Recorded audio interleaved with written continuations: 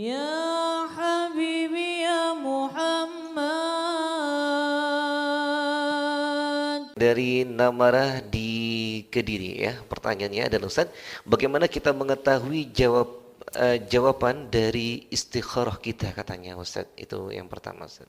Istikharah itu ada beberapa cara. Nah, Satu, dengan kita berdoa, minta petunjuk dari Allah. nah, Doa kapanpun. Dua, doa setelah sholat. Karena doa setelah sholat lebih mendekati gobul.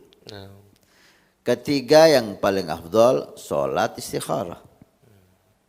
Itu cara istikharah dulu. Kemudian jawaban dari istikharah itu ada dua.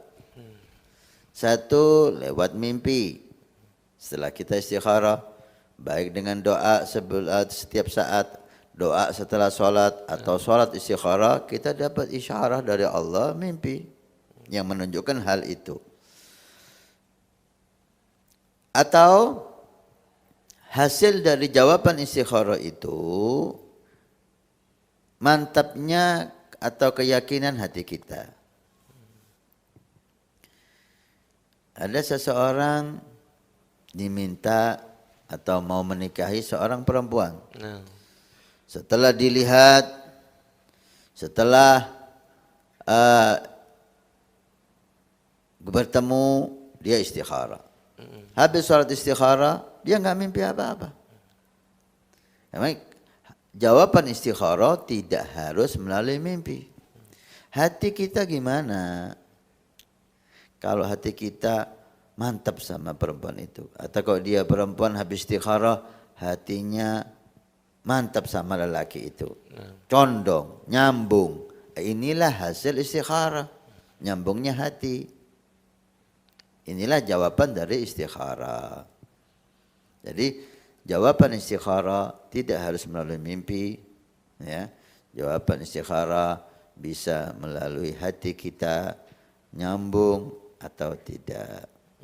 Tapi saya sarankan untuk zaman terakhir ini jangan Anda hanya mengandalkan istikharah, karena seringnya seseorang itu berdusta, membuat mimpinya pun bisa dusta.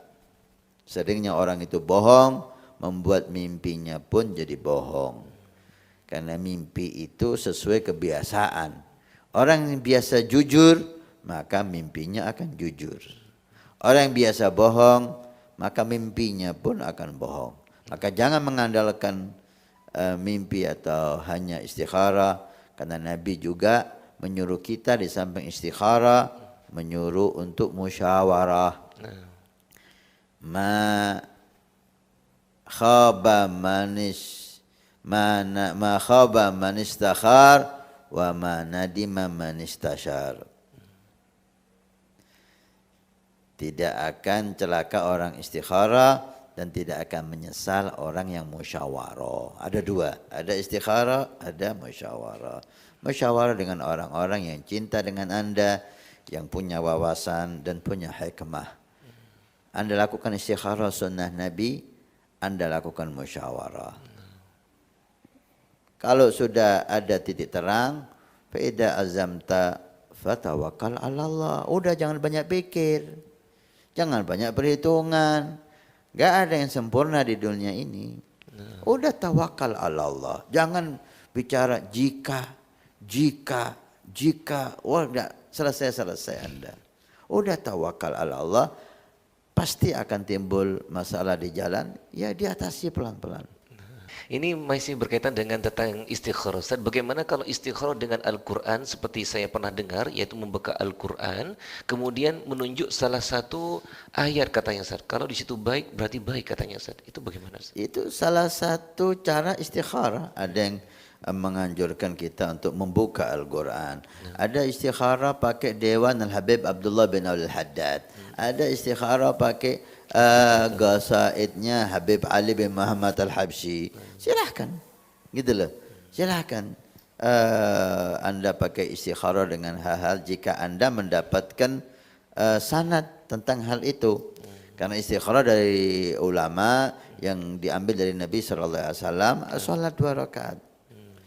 Ketika pakai istikharah dengan Al-Quranul Karim, istikharah menggunakan Dewan Al-Habib Abdullah Al-Haddad, istikharah menggunakan Dewan Habib Ali Habsyi. Ketika Anda punya sanad, Anda punya jalur cara semacam itu, selama dia ulama, salihin, apalagi aulia, silahkan, enggak ada salahnya. Karena kita tidak dilarang. Seperti hanya kita musyawarah kepada orang-orang kita yakini baik. Nanti tidak ada larangan. Nabi SAW yang menyatakan istikharah hanya dengan sholat. Enggak ada itu. Selama enggak ada, biarkan terbuka. Kecuali kalau Anda istikharah buka primbon, nah ini jelek nih. Ini bukan dasar dari aulia, bukan dasar dari ulama.